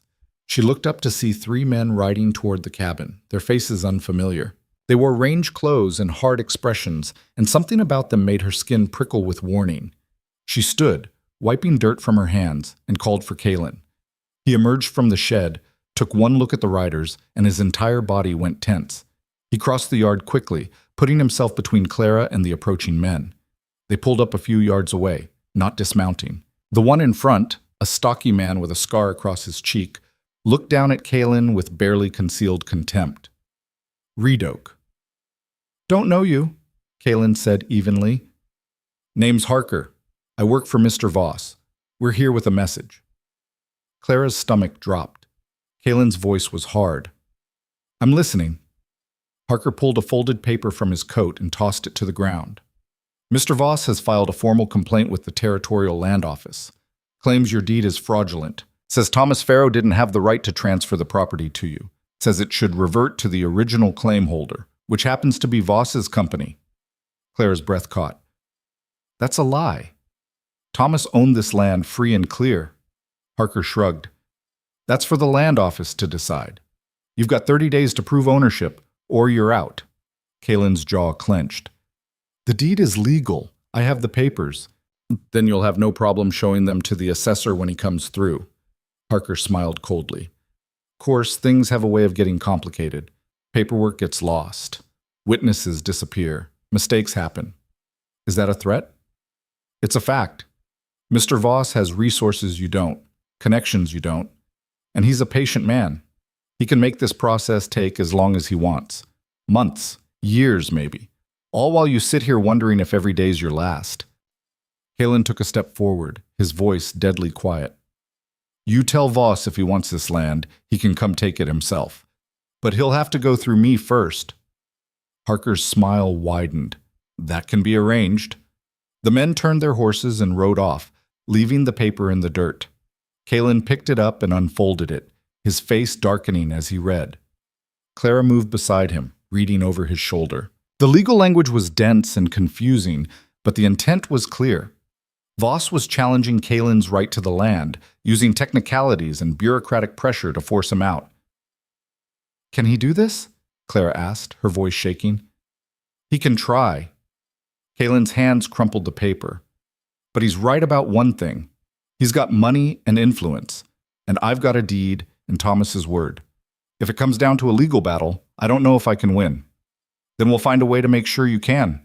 Clara took the paper from him, smoothing it out. "We'll find Thomas's original claim papers. We'll get statements from people who knew him. We'll prove the transfer was legal." Kalen looked at her, his expression torn between hope and despair. "Clara, you don't understand how these things work. Men like Voss don't play fair. They stack the deck. They buy the judges. They make the rules and change them when it suits them. Then we'll fight dirty too. We don't have the resources. We have the truth. And we have each other. And we have people like Tom Fletcher, who saw what Voss tried to do at that meeting. We're not powerless, Kalen. We just have to be smarter than him." Kalen stared at her, and slowly his expression shifted. "You really believe that?" "I have to, because the alternative is giving up, and I'm not doing that." "Are you?" Kalen's shoulders straightened. "No, I'm not." "Then we start fighting back, today." They spent the rest of the afternoon going through Thomas's belongings, searching for every document, every letter, every piece of evidence that proved his ownership and the legitimacy of the transfer to Kalen. They found the original claim papers, yellowed and fragile but intact. They found receipts for property taxes paid in full. They found a handwritten will, dated 6 months before Thomas's death, explicitly leaving the land to Kalen. Clara organized everything carefully, creating a file of documents they could present to the land assessor when he arrived. It wasn't much, but it was something. That night she rode into town alone while Kalen stayed with Mira. She went to Tom Fletcher's ranch and explained the situation. The old man listened, his face grave, then nodded. I'll testify if it comes to that. I knew Thomas for 20 years. I was there when he filed his original claim, and I heard him talk about leaving the land to Kaylin more than once. Voss can't erase that. Clara felt relief wash through her. Thank you. Fletcher leaned back in his chair. You should know you're not the only ones he's coming after. There's a widow named Sarah Brennan on the east side of the valley. Voss has been pressuring her to sell since her husband died last year. And the Miller family just south of town. He's been making their lives hell because they won't give up their water rights. This isn't personal. It's just business to him. But that doesn't make it any less dangerous. Clara absorbed this. What if we all stood together? All the people he's targeting. What if we presented a united front? Fletcher's eyebrows rose. That's ambitious. Maybe, but he can't fight all of us at once. He can try.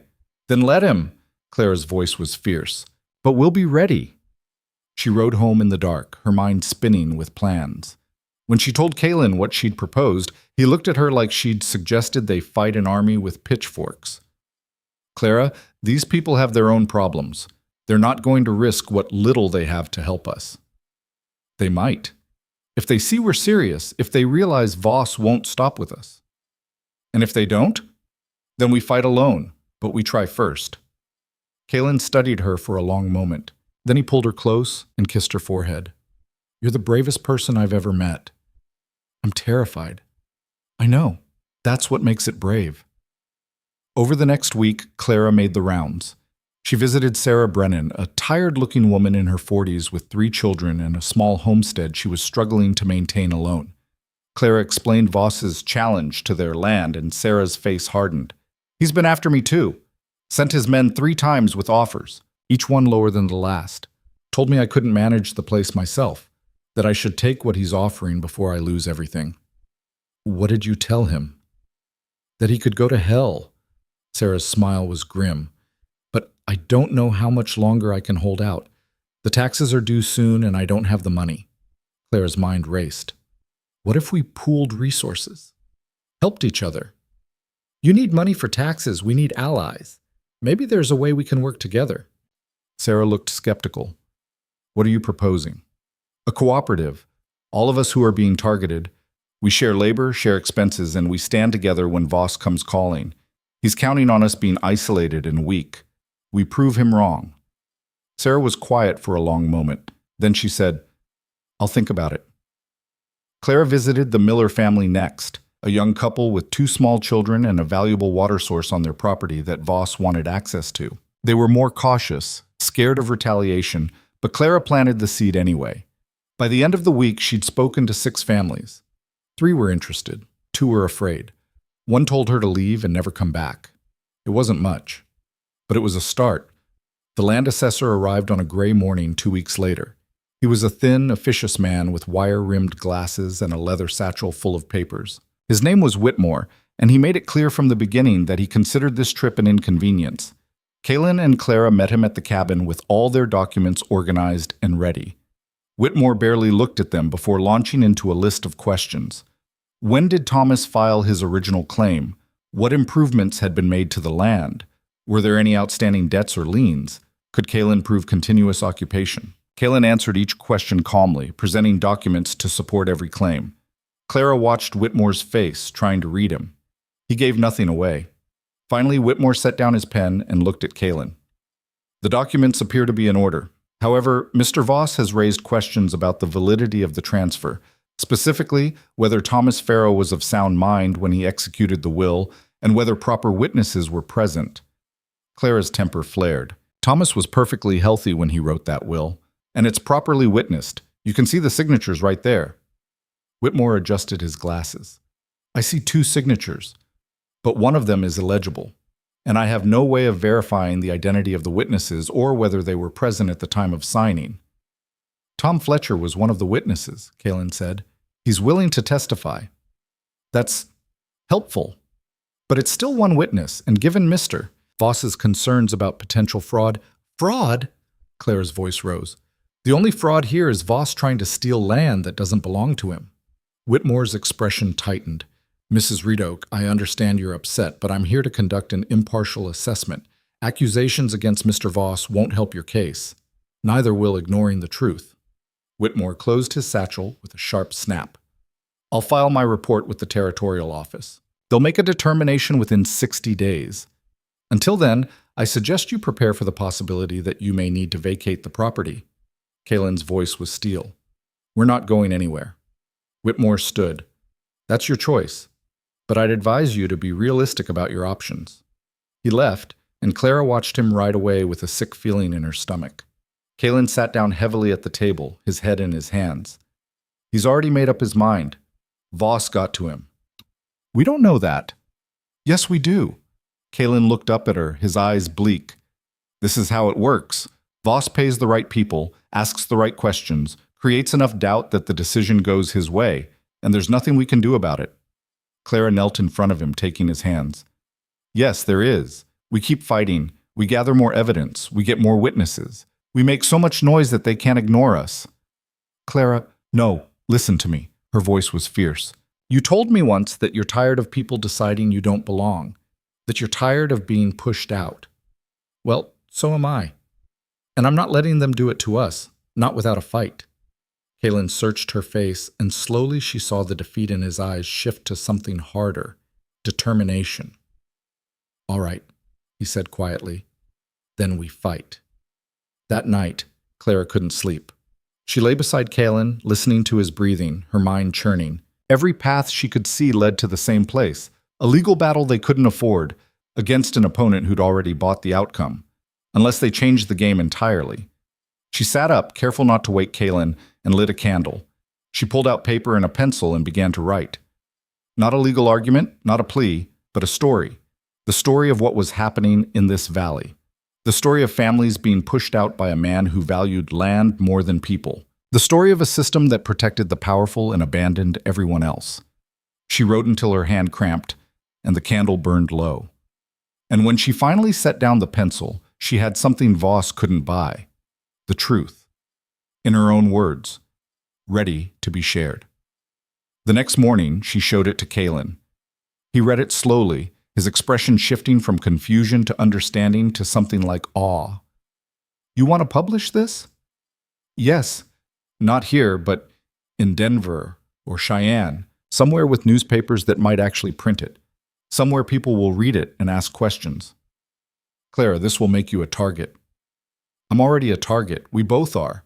But if we can get people outside this valley to pay attention, Voss loses his biggest advantage.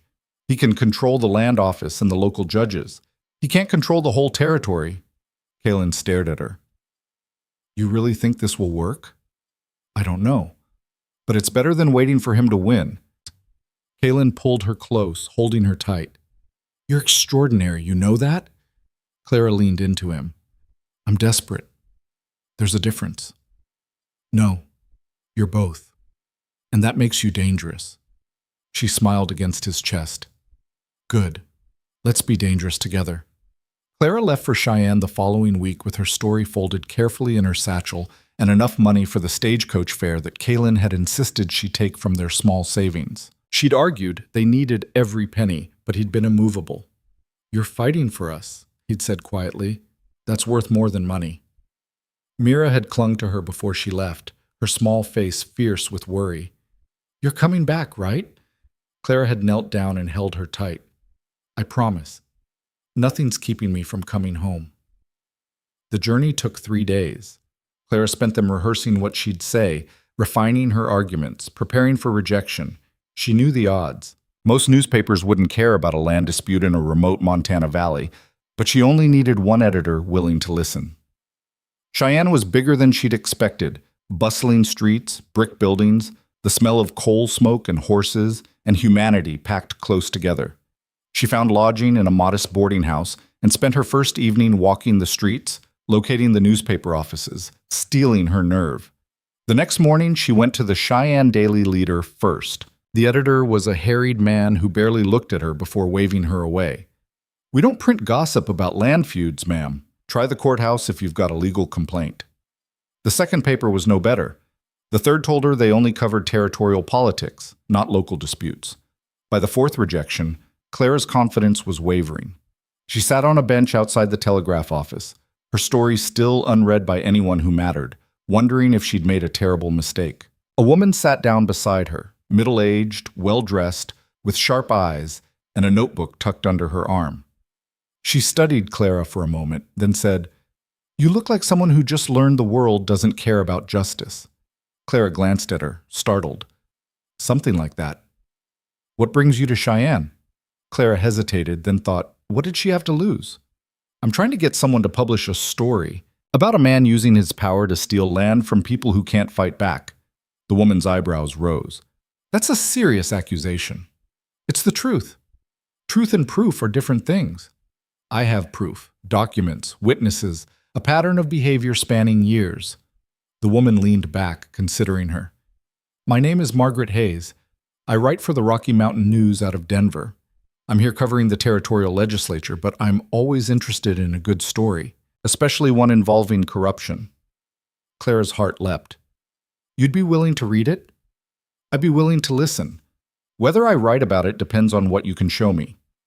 They went to a quiet cafe, and Clara laid out everything: the documents she'd copied, Tom Fletcher's statement, the timeline of Voss's land acquisitions, the families he'd pushed out, the fire and the town meeting, and the assessor's visit. She spoke for nearly an hour, and Margaret Hayes listened without interrupting, taking notes in quick, precise handwriting. When Clara finished, Margaret set down her pen. "This is compelling, but it's also dangerous.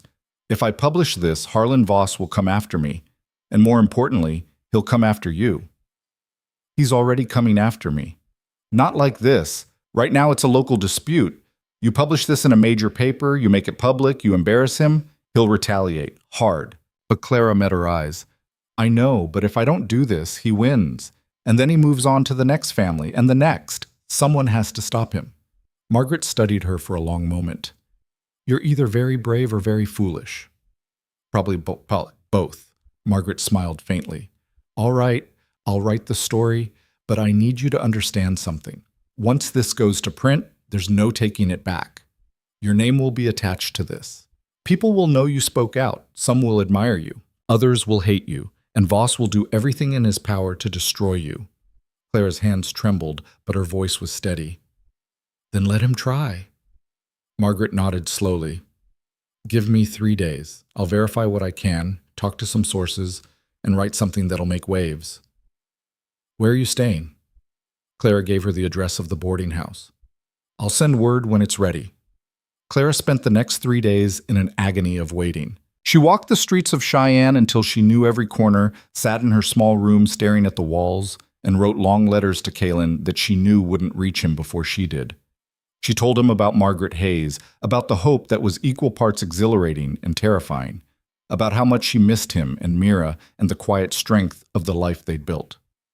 On the 3rd day, a messenger arrived with a note from Margaret. "Come to my office. It's done."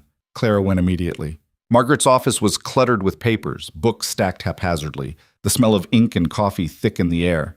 Margaret handed her a printed copy of the Rocky Mountain News, open to the 2nd page. The headline read, "Land Baron uses law as weapon. Montana families face ruin as Harlan Voss expands empire." Clara's breath caught. She read quickly, her heart pounding. Margaret had done more than just tell her story. She'd investigated, found other families Voss had pushed out over the years, documented a pattern of legal harassment and intimidation that spanned a decade. She'd quoted Tom Fletcher, mentioned the suspicious fire, detailed the assessor's visit and the questionable challenge to Kalen's deed. And she'd ended with a question. How many families must lose their homes before territorial authorities intervene? Clara looked up, her eyes burning. It's perfect. Margaret leaned against her desk. It'll be in every major town between here and Denver by tomorrow. Montana papers will pick it up within the week. People will read it. Some will care. Whether it changes anything, that's up to forces beyond our control. Thank you. I don't know how to repay you. You already have. You gave me a real story. Those are rare. Margaret's expression softened. Now go home to your husband and be ready for whatever comes next. Clara caught the next stage back to Montana, the newspaper wrapped carefully in her bag. The journey felt longer this time, every mile stretched by anticipation and dread. She kept imagining Kalen's reaction, wondering if he'd be proud or angry that she'd made them so publicly visible. When the stage finally rolled into Crow's Rest, Clara climbed down with her legs shaking from more than just the long ride. She'd sent a telegram from Cheyenne telling Kalen she was coming home, but she hadn't told him about the article. That news needed to be delivered in person. Kellen was waiting with the wagon, Mira beside him. The moment Clara saw them, everything else fell away. She ran to them, and Mira launched herself into Clara's arms, nearly knocking her over. "You came back! You really came back!" Clara held her tight, laughing and crying at the same time. "Of course I did. I promised, didn't I?" Kalen pulled them both close, and for a moment they just stood there in the street, a small island of reunion in the middle of a town that still watched them with suspicious eyes. On the ride home, Clara told them everything.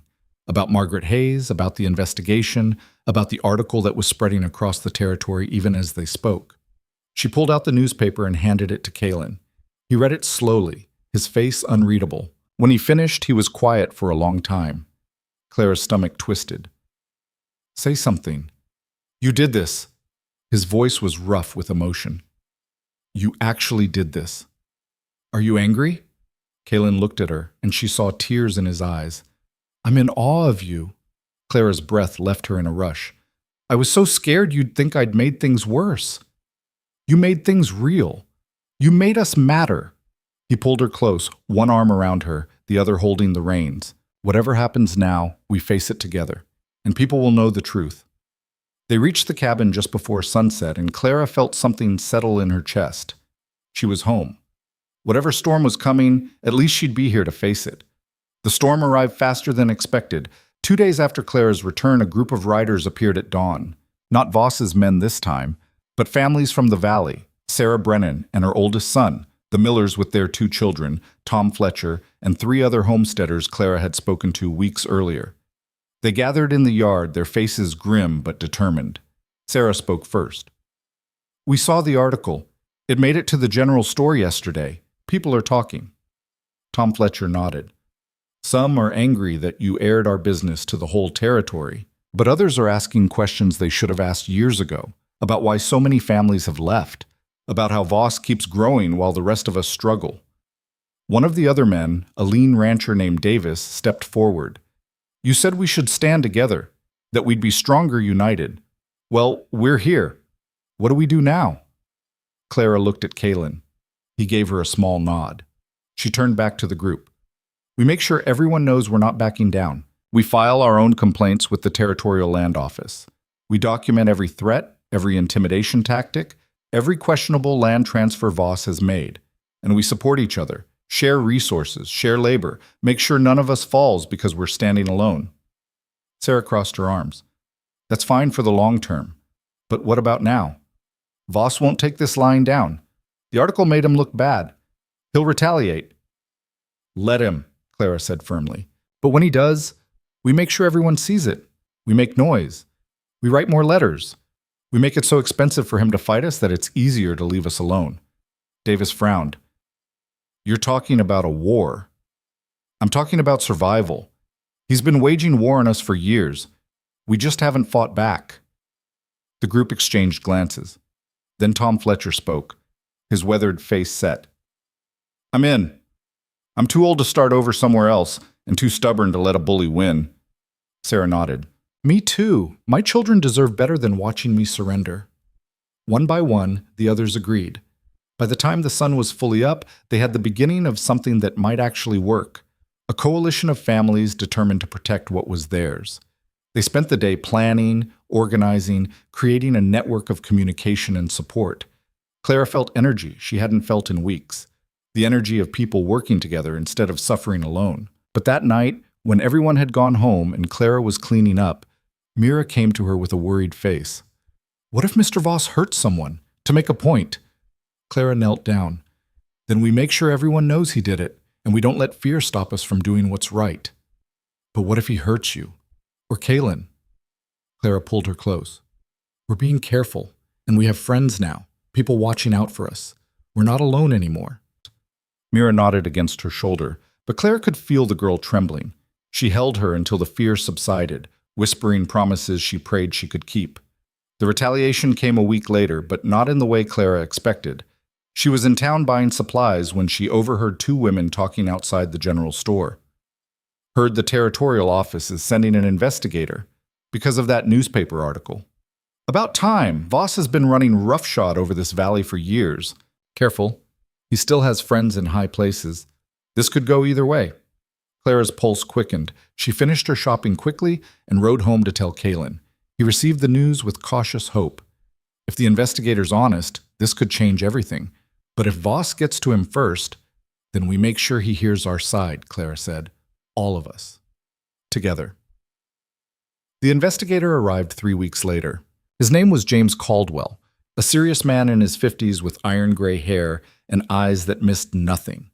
He set up in the town hall and announced he'd be conducting interviews with anyone who had information about land disputes in the valley. Clara and Kalen were among the first to testify. They brought all their documents, told their story clearly and completely, and answered every question Caldwell asked. Tom Fletcher testified next, then Sarah Brennan, then the Miller family. One by one, the families in their coalition came forward. They told stories of harassment, intimidation, suspiciously convenient fires and accidents, legal challenges that appeared out of nowhere. They showed patterns that couldn't be dismissed as coincidence. Voss testified too, of course.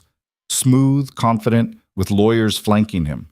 He painted himself as a businessman trying to develop the valley responsibly, frustrated by squatters and fraudulent claims.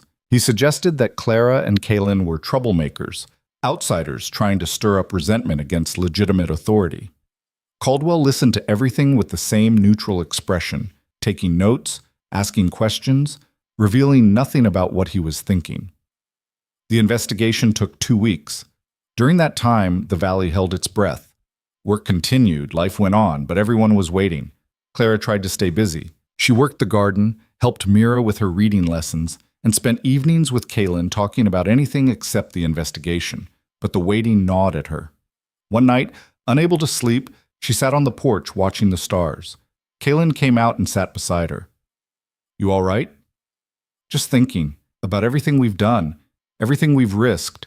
What if it's not enough?" Kalen took her hand. "Then we've still done more than anyone expected. We've stood up.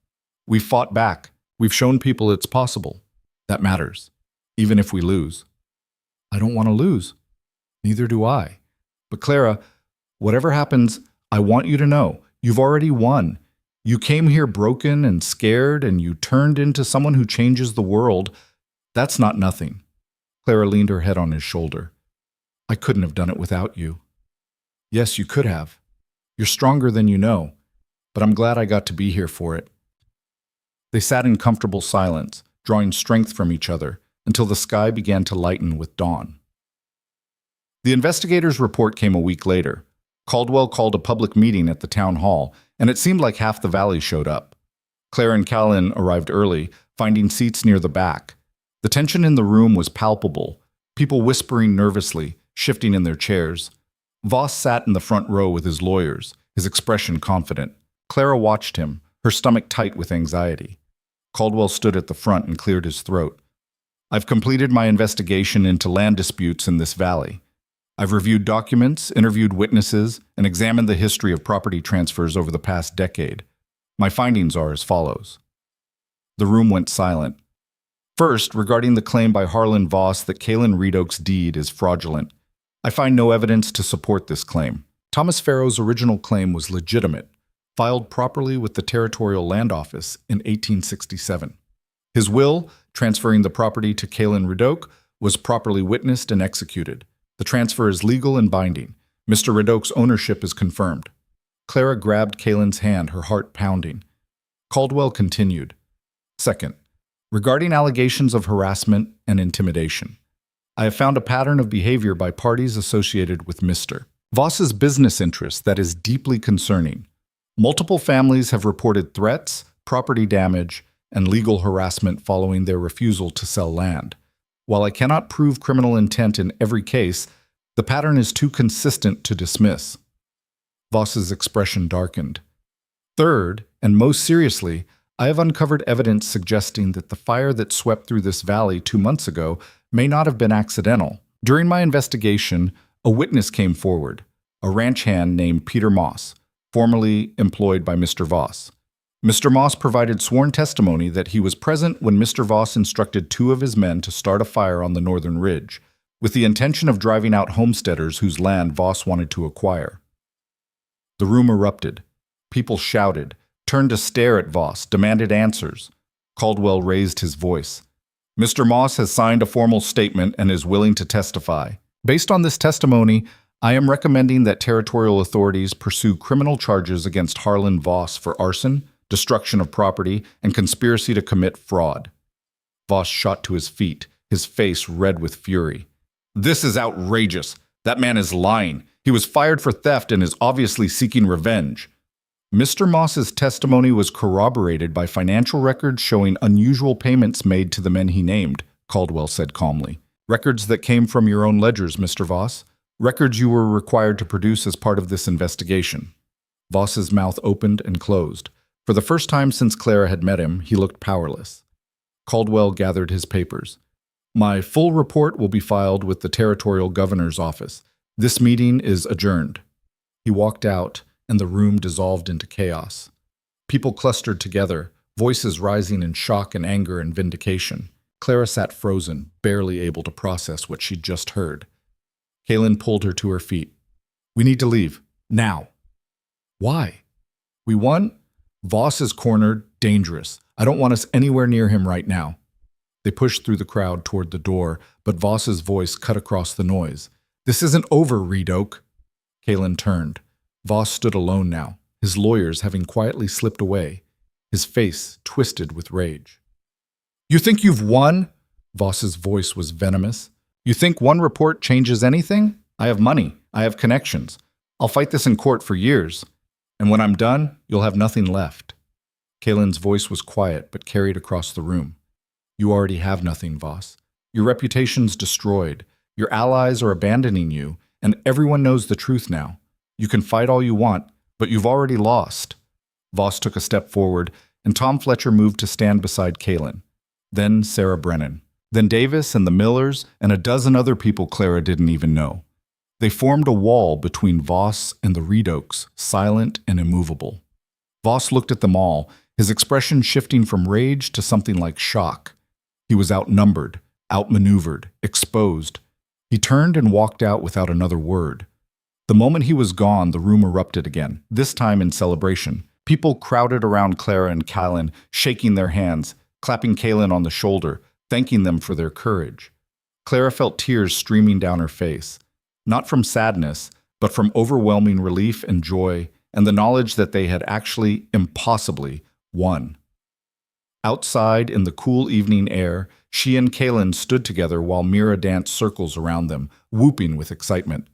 Tom Fletcher approached, his weathered face creased with a smile. You did it. You actually brought him down. Kaylin shook his head. We all did it. Together. Maybe. But you started it. You refused to back down when everyone else was too scared. That takes something special. Clara wiped her eyes. What happens now? Fletcher shrugged. Voss will probably flee before they can arrest him. Men like him always do. But his power here is broken. His business partners will distance themselves. His land claims will be challenged. And the rest of us? We rebuild. We help each other. We make sure this never happens again. I'll drink to that, someone called out, and laughter rippled through the crowd. The celebration continued into the night, but eventually Clara, Kaylin, and Mira made their way home. The ride back to the cabin was quiet, all 3 of them exhausted but content. When they arrived, Clara stood in the yard looking at the small cabin, the river beyond, the cottonwood trees rustling in the breeze. This place had been a refuge when she'd had nowhere else to go. Now it was home, truly, deeply home. Kaylin came up behind her and wrapped his arms around her waist. What are you thinking? That we made it. Against everything. We made it. Yeah, we did. Mira tugged on Clara's skirt. Can we plant more flowers tomorrow to make the yard pretty? Clara smiled. We can plant whatever you want. And maybe a tree, like the ones by the river? So someday it'll be big and give shade? Kaylin ruffled her hair. That's a good idea. We'll plant it together. That night, after Mira had fallen asleep, Clara and Kaylin lay in bed talking quietly. I keep waiting for something to go wrong, Clara admitted. Like this happiness can't be real. It's real. We earned it. I never thought I'd have this. A home, a family, a life that actually feels like it's mine. Kaylin pulled her closer. You deserve it. All of it. Clara was quiet for a moment. Then she said, I'm pregnant. Kaylin went very still. What? I'm pregnant. About 2 months, I think. I wasn't sure until last week, and then everything with the investigation happened, and I didn't want to tell you until I knew. Kaylin kissed her, cutting off her rambling explanation. When he pulled back, his eyes were bright with tears. We're having a baby? Yes, a baby. He said it like he was testing the word, tasting it, making it real. We're going to be parents. Are you happy? Happy, Clara, His voice broke. I never thought I'd have a family. Never thought anyone would want that with me. And now I have you and Mira and a baby coming, and he couldn't finish. Clara held him while he cried, tears of joy and disbelief and overwhelming gratitude. When he finally composed himself, he placed his hand gently on her stomach. Hello in there, he whispered. I'm your father, and I promise I'll do everything I can to give you the life I never had. A life full of love and safety and belonging. You're already wanted, already loved, already ours. Clara's own tears fell freely. We're going to be all right, aren't we? Better than all right, Kaylin said. We're going to be happy. The weeks that followed were full of quiet joy and steady work. News came that Voss had indeed fled the territory, abandoning his holdings to avoid arrest. His property was seized, his business associates disowned him, and his name became a cautionary tale. The families of the valley began to heal. Sarah Brennan received assistance from neighbors to pay her taxes and keep her land. The Millers secured their water rights. New families arrived, drawn by stories of a community that stood together against injustice. Clara's pregnancy progressed smoothly. Mira was beside herself with excitement at the prospect of being a big sister, already planning how she'd teach the baby everything she knew. She'd stopped asking if she could stay. She simply knew she belonged now. Tom Fletcher became a regular visitor, bringing gifts for the baby, helping Kaylin build a crib from wood cut from their own land.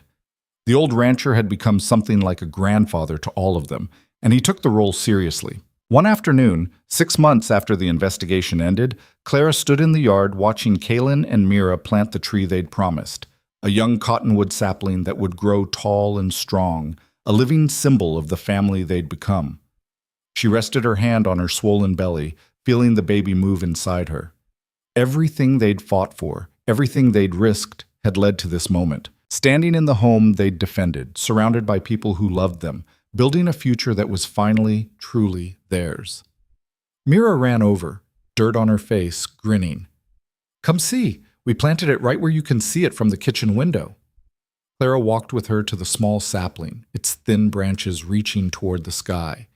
Kaylin had already watered it, and it stood straight and proud despite its size. It's perfect, Clara said. Kaylin put his arm around her. Someday our kids will sit in its shade, and their kids after that, a legacy. Clara looked at him, this man who'd given her everything by asking for nothing, who'd shown her that strength could be gentle, that love didn't have to hurt, that home was something you built with your own hands and defended with your whole heart. I love you, she said simply. I love you too. Always.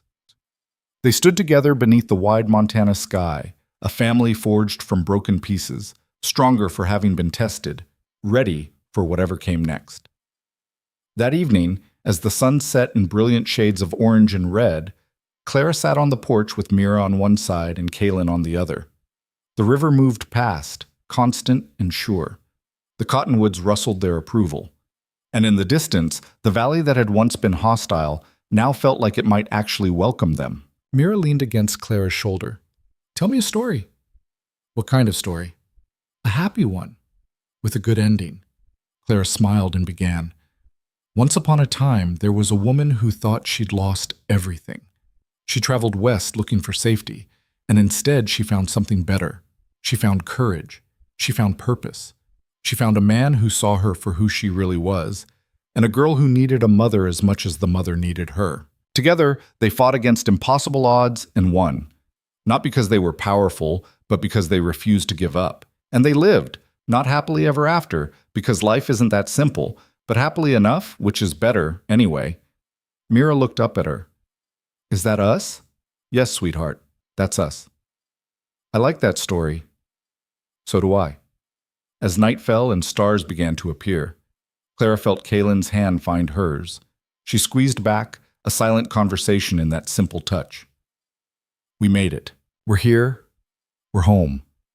And in that moment, with her family around her and new life growing inside her, Clara finally let go of the fear she'd carried for so long. She'd spent years running from the past, and now she could finally stand still. Not because the danger was gone, there would always be challenges, always be struggles, but because she'd learned something essential. She was strong enough to face whatever came, and she didn't have to face it alone. The baby kicked, strong and insistent, and Clara laughed.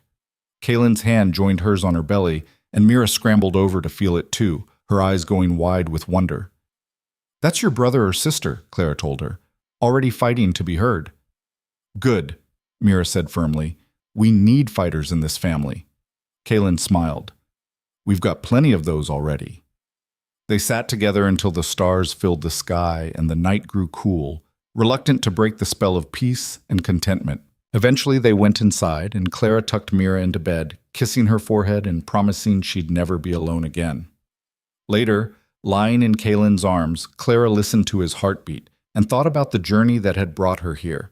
From Pennsylvania to Montana, from terror to safety, from isolation to belonging. She'd traveled thousands of miles, but the real journey had been internal.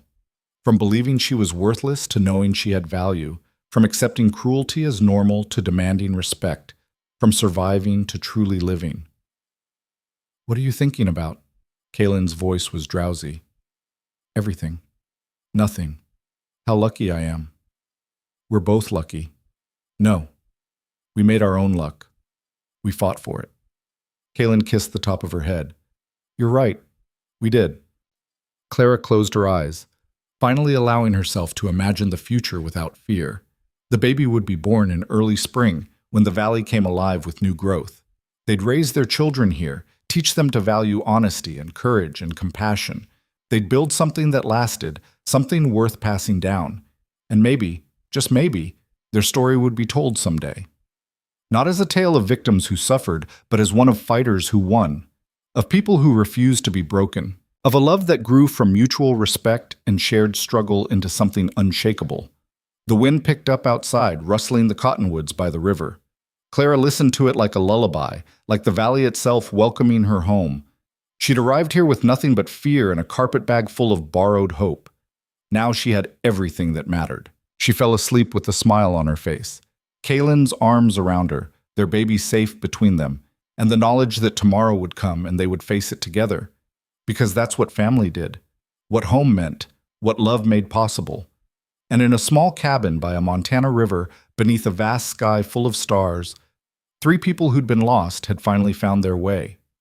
Not to a perfect life, there was no such thing, but to a true one, a life built on honesty, defended with courage, and filled with the kind of love that makes everything else worthwhile. The valley slept, the river flowed, the cottonwoods stood guard, and in the morning, when the sun rose over the mountains and painted the world in shades of gold, the Reed Oak family would wake and begin another day of the life they'd fought so hard to claim. Together. Always together. Home at last.